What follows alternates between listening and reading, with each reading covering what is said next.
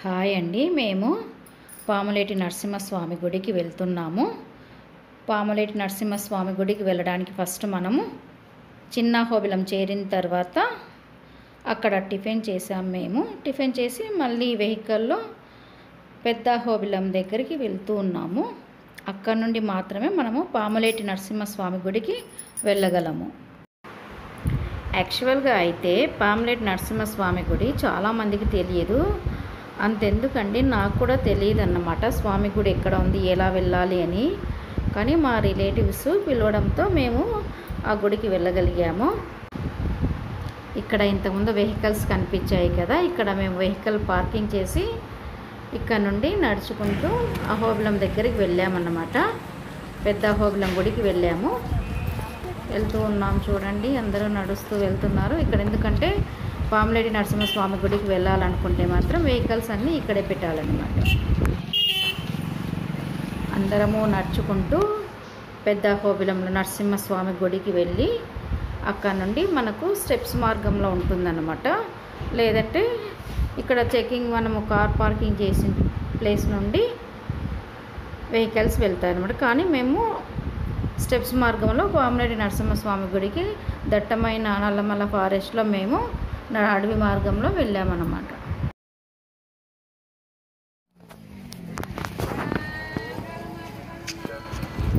ఇప్పుడు మేము వెళ్ళే ప్లేస్ అంతా పెద్ద అహోబిలానికి నడుచుకుంటూ వెళ్తున్నాం అన్నమాట. ఇంకా పెద్ద అహోబిలంలోనే ఉన్నాం మేము.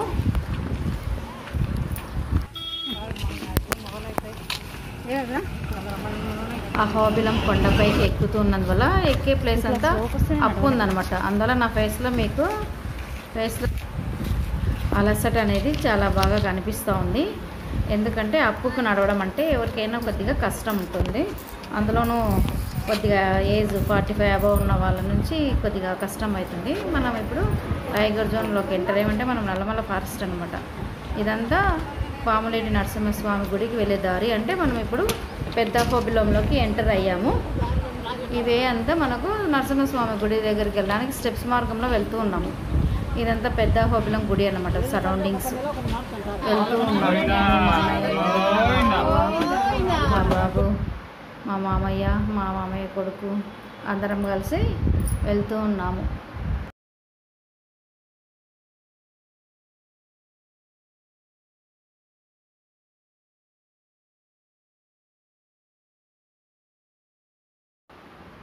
మేము మెట్ల మార్గంలో నడక స్టార్ట్ చేసాము.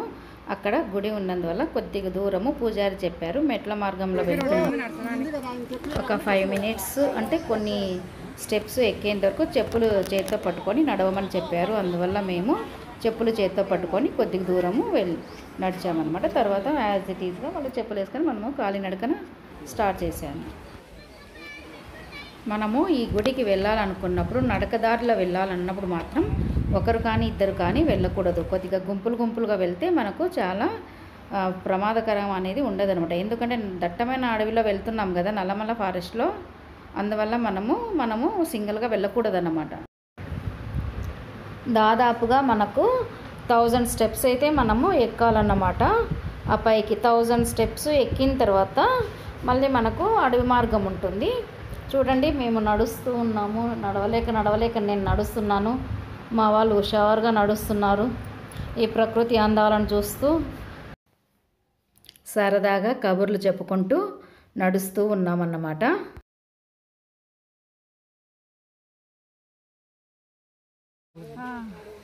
దీంతో ఎన్ని క్యాలరీలు అవుట్ అయింటాయ్యా?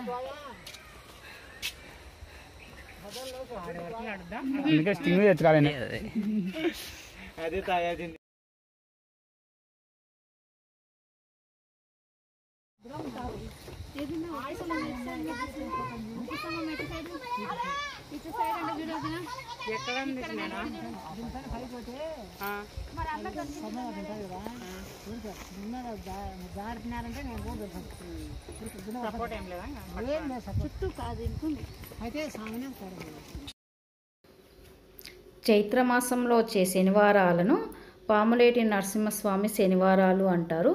ఎందుకంటే చైత్రమాసంలో మాత్రమే శనివారాలు పాములేటి నరసింహస్వామికి చేసుకోవాలి. ఎందుకంటే మిగతా వారాలు చేసుకోకూడదు. కాబట్టి పాములేటి నరసింహస్వామికి ఏదైనా మొక్కుబడులు ఉంటే భక్తులు కోళ్ళను కానీ ఆటలు కానీ చేసుకోవాలంటే చైత్రమాసంలో వచ్చే శనివారాలలో మాత్రమే చేసుకోవాలన్నమాట. ఈ నరసింహస్వామికి స్వీటు కాదన్నమాట నైవేద్యం పెట్టేది, మాంసము అది పెడతారనమాట స్వామికి. ఆటలు అంటే కోళ్ళు, మేకపోతులు, పొట్టేళ్ళు ఇవన్నీ చేసుకుంటారు. మేము దాదాపుగా 1000 మెట్లను ఎక్కగలిగాము. మాట్లాడుకుంటూ మాకు మ్యాక్సిమం 1.5 అవర్ పట్టింది.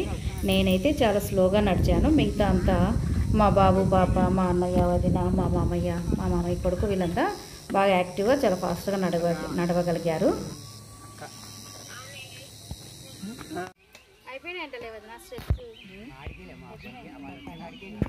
ఇక్కడ ఎవరు వేయలే కదా, ఇట్లా ఉంటాయేమో. ఇక్కడ ఎందుకు ఇవన్నీ ఆటోమేటిక్గా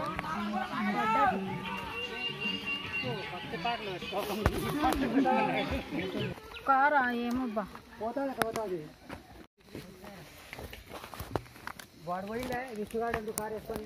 ఎప్పుడు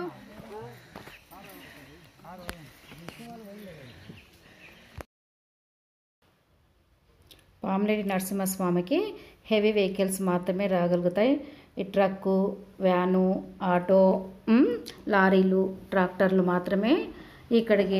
అంటే మేము ఇప్పుడు వెళ్ళేది నడక మార్గము, కానీ చిన్న హోబులం దగ్గర నుండి ఒక సైడ్న ఆ రూట్ అయితే ఉంది. అక్కడికి బస్సులు కానీ కార్లు కానీ అలో చెయ్యరు, ఎందుకంటే అది కన్వెంట్ కాదు ఆ రోడ్డు. కాబట్టి మేము మా అన్నయ్య వాళ్ళ కారులో వచ్చాము కాబట్టి మేము చిన్న హోబులం దగ్గరే అక్కడ పెట్టేసి పాములేటి నరసింహస్వామికి రావడానికి అహోబిలం పైన కొండపైకి అక్కడ నుండి ఇక్కడికి నడుచుకుంటూ వచ్చామన్నమాట. కాబట్టి ఎప్పుడైనా వచ్చేవాళ్ళు మాత్రం బాగా డ్రైవింగ్ స్కిల్స్ బాగా ఉన్న వాళ్ళు మాత్రమే వెహికల్స్లో డ్రైవింగ్ చేయాలి, ఎందుకంటే అక్కడ చాలా హారిబుల్గా ఉంటుందన్నమాట రోడ్డు.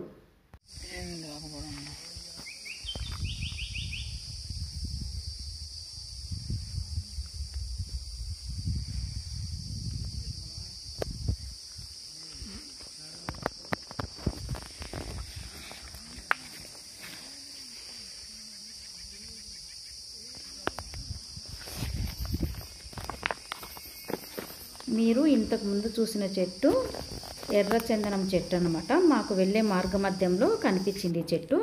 కానీ ఇక్కడ నుండి మనము ఎలాంటి చెట్లను కానీ కొమ్మలను కానీ మనము తీసుకెళ్ళకూడదనమాట, అది ఫారెస్ట్ రూల్.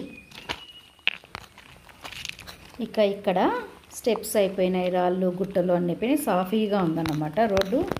అందుకే నేను కర్ర సహాయం లేకుండా చకచక నడుస్తున్నాను. నా ముందున్న మా ఇప్పుడు మనము పాములేటి నరసింహస్వామి చరిత్ర తెలుసుకుందాం. నేను 2-3 ఎంక్వైరీ చేసి కనుక్కున్నాను అన్నమాట.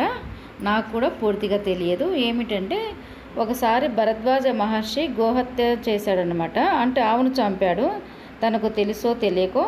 తర్వాత అతను ఆ గోహత్య చంపిన పాపం చుట్టుకోకుండా తను ఈ అహోబిలం కొండపైకి వచ్చి తను ఘోర తపస్సు చేశాడన్నమాట, కఠోరమైన తపస్సు. ఆ కఠోరమైన తపస్సుకు మెచ్చి అక్కడికి నరసింహస్వామి ప్రత్యక్షమయ్యారు.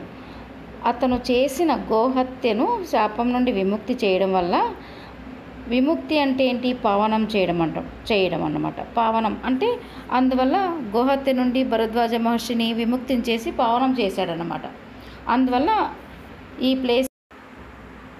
అందువల్ల ఆ నరసింహస్వామి ఇక్కడ ఈ ప్రదేశంలో పవన నరసింహమూర్తిగా, అంటే పవన నరసింహస్వామిగా అవతారం ఎత్తారన్నమాట. ఇక్కడ మనకు వాటర్ ఫెసిలిటీ కానీ ఏమీ ఉండదు. మనము వెహికల్స్లో వచ్చేటప్పుడు మాత్రమే వాటర్ క్యాన్స్ అవి తెచ్చుకోవాలన్నమాట. స్నానం చేయడానికి కానీ వాటర్ పైప్స్ కానీ ఇలాంటివి ఏవి ఉండవు. 2 బావులు ఉంటాయి అక్కడ, వాటి ద్వారా భక్తులు స్నానం చేసుకోవచ్చు. ఇక్కడ మన